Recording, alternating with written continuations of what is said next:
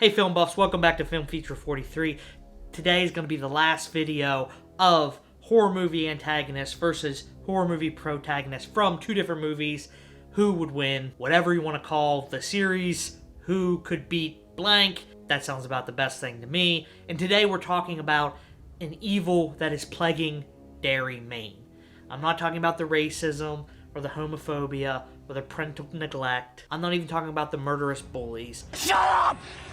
You're gonna carve my whole name onto this cottage cheese! But all this evil does seem to stem from one thing, and that is an alien that crash landed in Maine millions of years ago and made its home where Derry would be one day.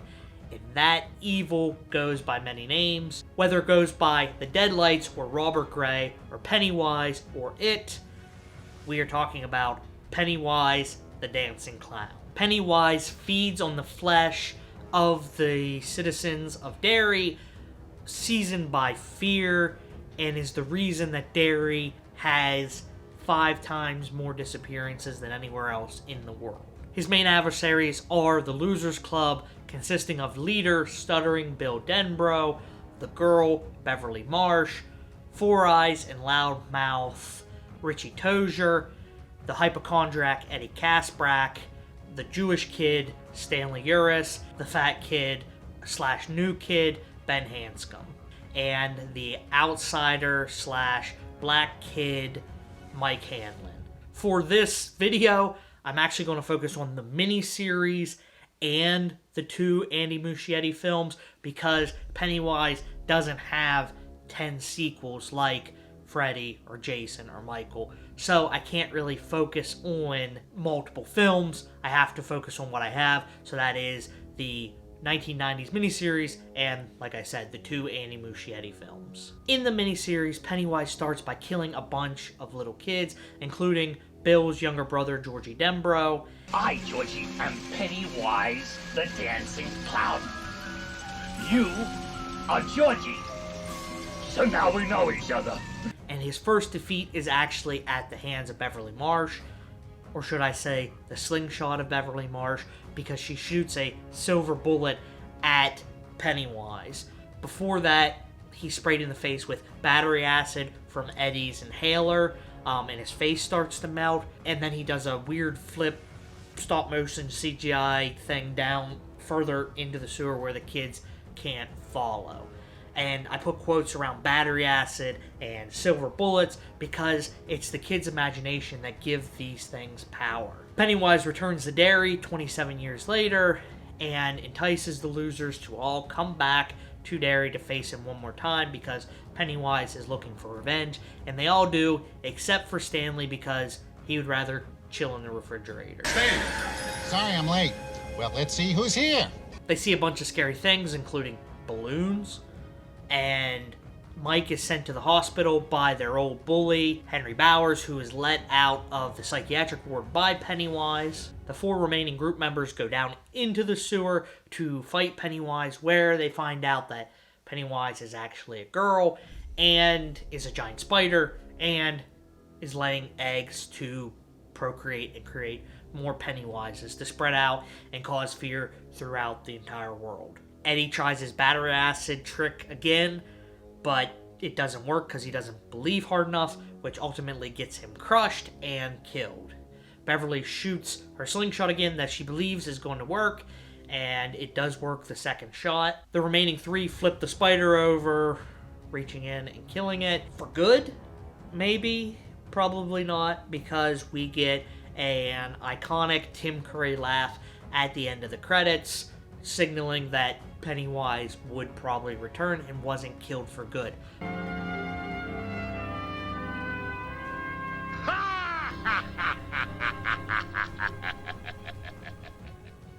But for this 27-year cycle, he's defeated.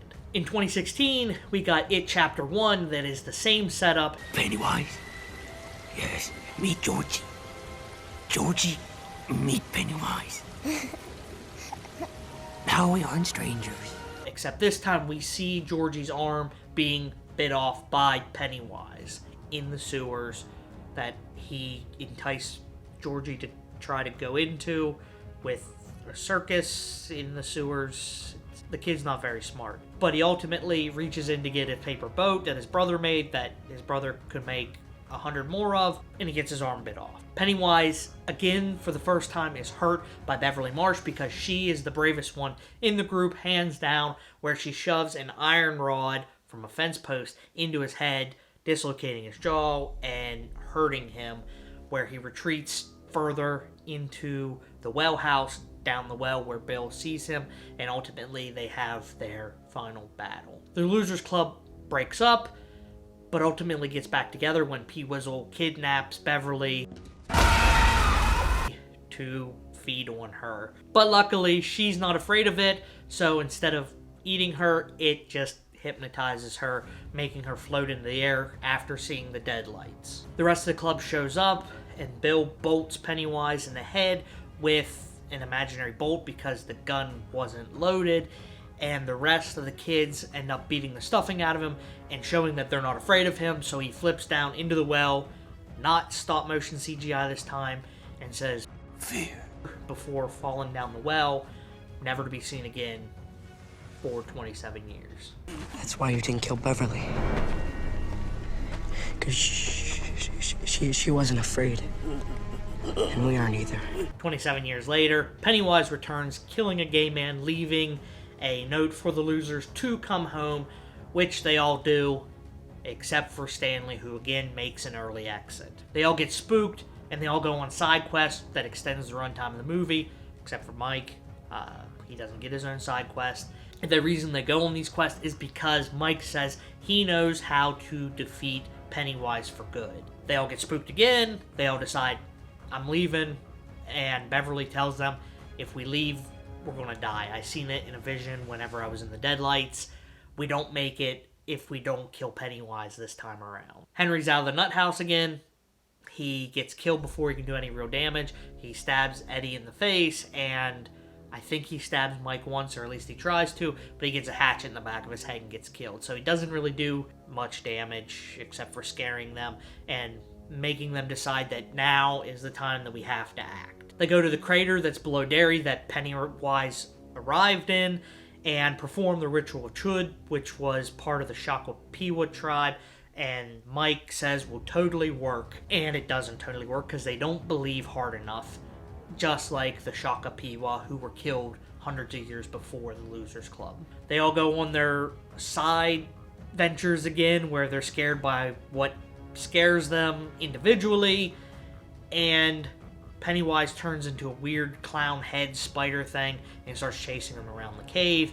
Eddie spears Pennywise in the throat, through the mouth, with a fence post again, because he's brave, but that ultimately gets him killed by Pennywise stabbing him through the chest. The group decides to make Pennywise feel small by bullying him. I am the eater of worlds. Not to us, you're not.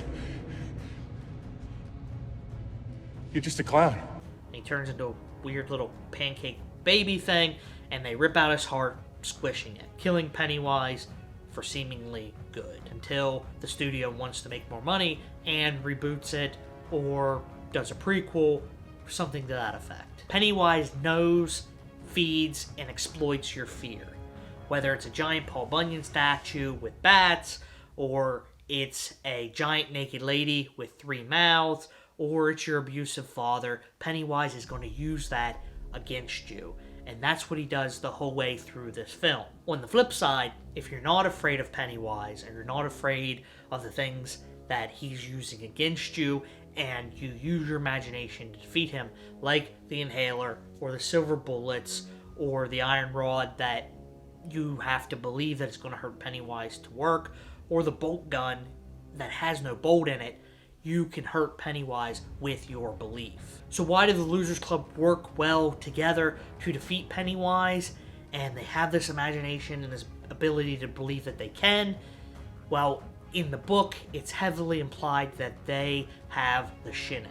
You mean shining? Shh! You wanna get sued? Shining actually comes from being able to live through experienced trauma, like the Losers Club do with their overbearing or abusive parents, the death of their brother, being bullied for stutter or being fat or being an outsider. This is why they're drawn together as a group of outsiders.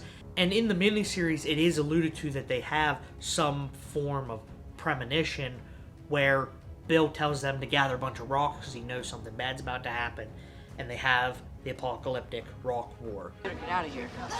Don't tell me all rocks, and ammo. So there is precedent for it in the film adaptations. So the best person to take on Pennywise would be someone who isn't afraid and someone who possibly has the gift of shining. My first candidate would be Charlie McGee, who I mentioned in my Freddy Krueger video. From Firestarter, she's Drew Barrymore's character, who is also a Stephen King creation, who it's very well implied that she has the ability to shine. In Firestarter, we see her able to predict the future, at least to some extent, and she doesn't really have fear of those trying to hurt her. Granted, her fears aren't against the supernatural like Pennywise, but she's able to start fires with her mind, and if she uses that power against Pennywise, I think he would be easily defeated, and she wouldn't show the fear like a lot of other kids would because she has that confidence of her power. But honestly, I think she's a little too overpowered for this fight with those powers, so we'll move on to the most famous kid who has the ability to shine, and that is Danny Torrance from The Shining. Danny Torrance has already overcome the ghouls of the Overlook Hotel. Come and play with us.